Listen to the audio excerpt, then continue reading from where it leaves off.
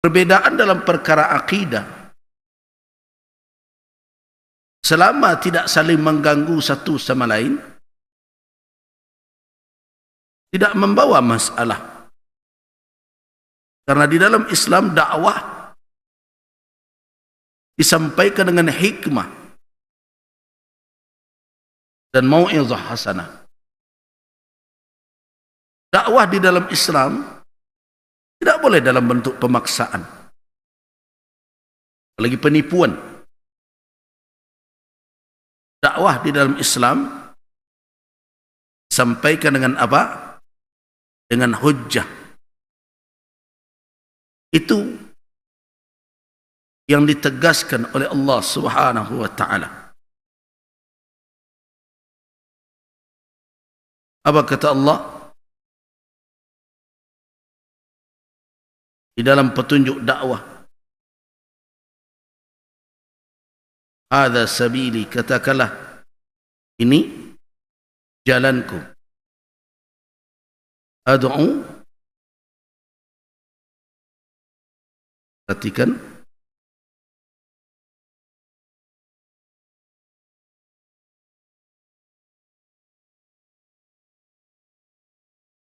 hadhihi sabili ad'u ila Allah ala basiratin ana wa man ittaba'ani. Subhanallah wa ma ana minal musyrikin. Surat Yusuf kan, qul hadhihi sabili ad'u ila Allah ala basiratin ana wa man ittaba'ani wa subhanallahi wa ma ana minal. Surat Yusuf ayat 108.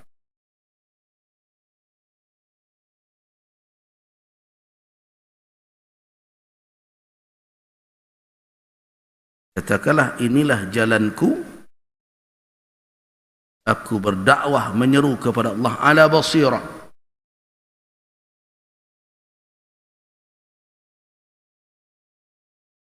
Apa makna ala basirah?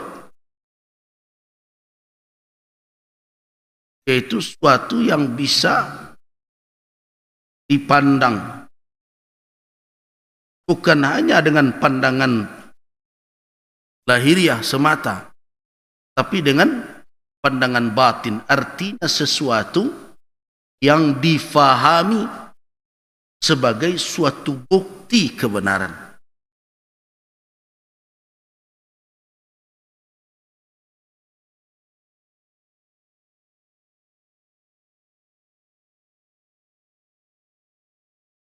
Nah, kalau ada orang yang ingin terjun berdakwah,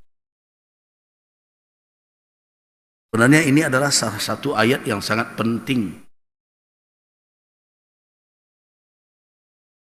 Siapa seseorang yang memiliki tanggung jawab dakwah, itu orang yang telah memiliki basirah. Kalau tidak, dia mau mengajak orang ke mana?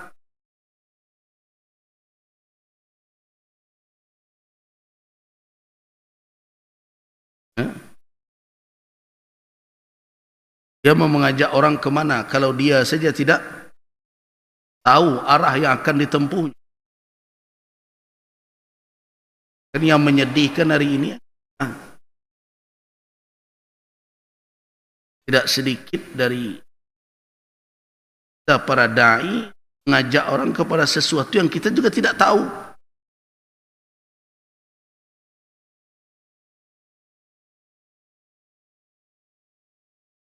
Awak sudah tahu jalan, kemana orang akan dibawa? Karena itu sebelum dalam suatu dakwah, gerakan dakwah, kan bertebaran sebagai gerakan dakwah, apa yang harus diketahui dahulu? Kama jalan yang akan ditempuh, kama arahnya.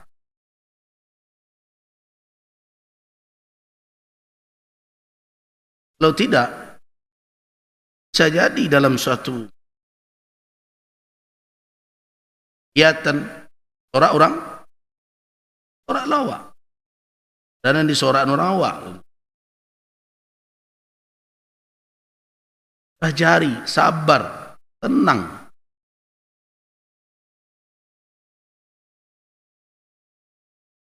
Tapi kan masalahnya sekarang adalah kelompok. Satu penyebabnya adalah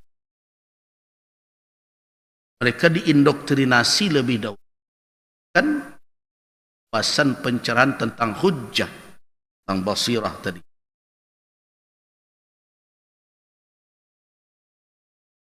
Alannya. Nah, dengan konsep dakwah seperti ini,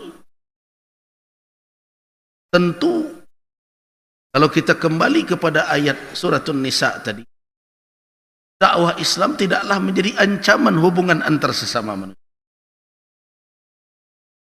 Tidak menjadi ancaman. Kenapa? Karena dakwah Islam adalah mengemukakan hujjah, bayyinah, basirah, yang bisa dilihat dan dicermati, kemudian difahami.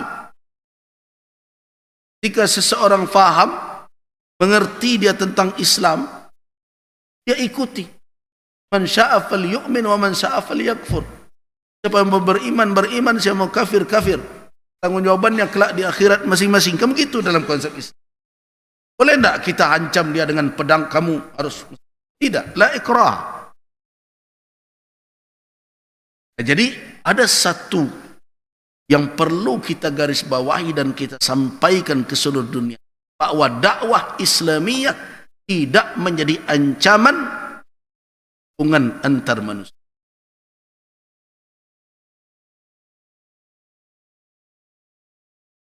Jadi kalau ada orang yang membawa dakwah ini menjadi ancaman hubungan antar manusia, seperti dia tidak sedang menjalankan dakwah Islam. Terus kenapa terjadi perang? Nah, mungkin di situ pertanyaan.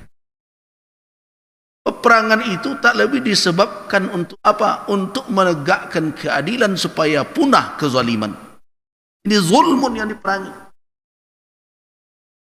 Kezaliman yang dimusuhi. La udwana illa ala zalimin.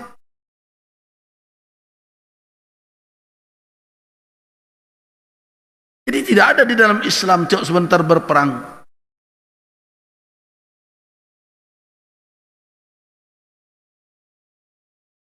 Kadang-kadang kita membaca sirah nabawiyah tidak berimbang. Karena membaca sejarah Nabi seolah-olah yang terbayang dalam fikirannya Nabi panjang hari berperang saja. Itu keliru di dalam membaca sejarah Rasul. Coba renungkan. Nabi SAW hidup 23 tahun mengemban amanah dakwah.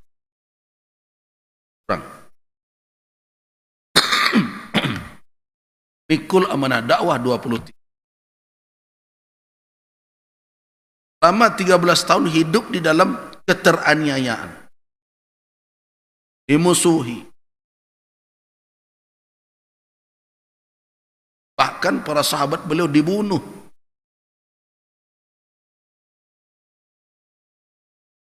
Nah, kenapa banyak orang melupakan 13 tahun ini?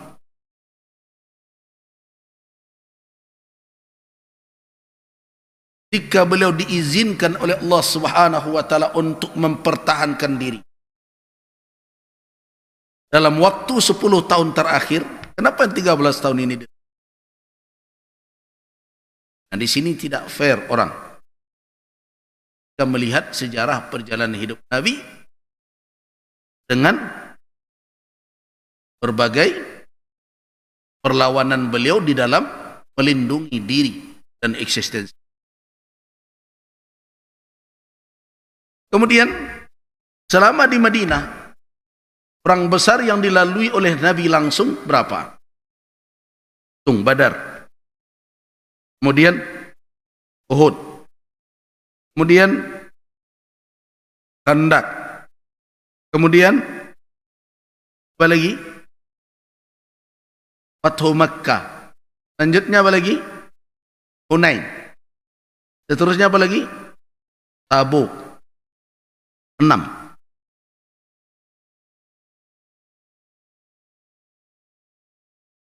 Hidup Nabi 10 tahun.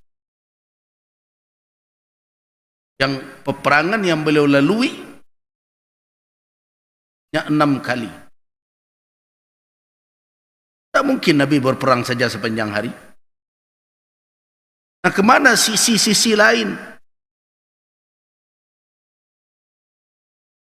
Kemana sisi-sisi lain kehidupan Rasulullah? Bagaimana beliau memperlakukan sahabat, memperlakukan para pedagang, memberi petunjuk mereka. Sisi-sisi lain ini yang harus digali oleh umat Islam tentang nabinya. Dan 6 peperangan itu, kalau kita mau kaji lagi,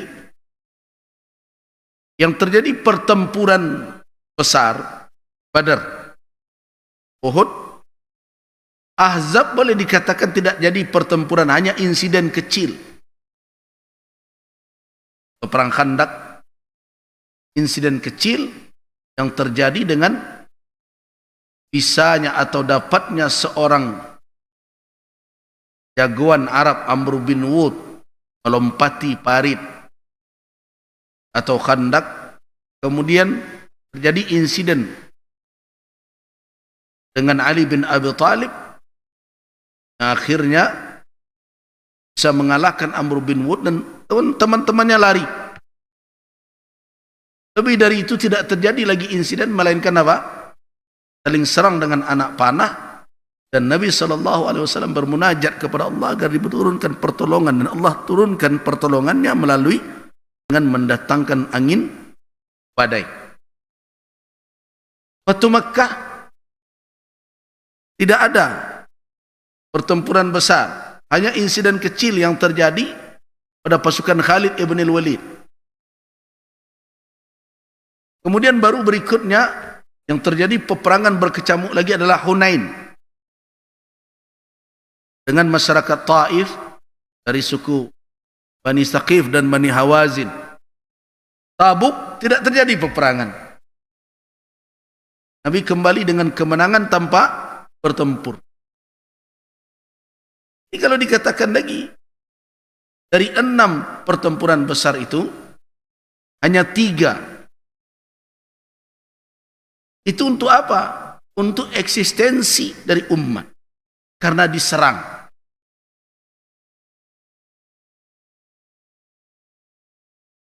Badar yang semulanya adalah untuk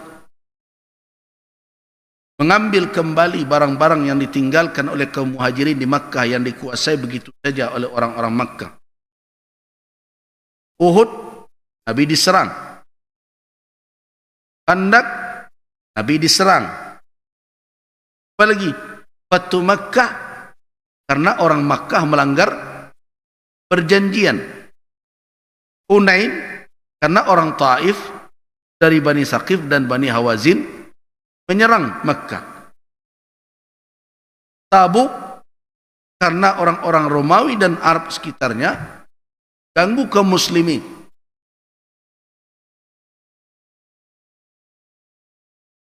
Melecehkan dakwah Islam. Jadi seluruh peperangan besar yang dilalui oleh Nabi, bisa kita simpulkan semuanya adalah pembelaan terhadap diri dan din, agama. Nah, jadi kalau demikian adanya secara fakta sejarah, kemudian petunjuk dari nas Al-Quran dan Sunnah Nabi SAW, bisa kita katakan bahwa dakwah Islamiyah bukanlah ancaman hubungan antar manusia. Kalau ada orang yang mencurigai ketika dakwah digiatkan, kemudian ini akan merusak hubungan antar sesama manusia, orang seperti itulah yang sedang terperangkap dengan yang disebut lampu.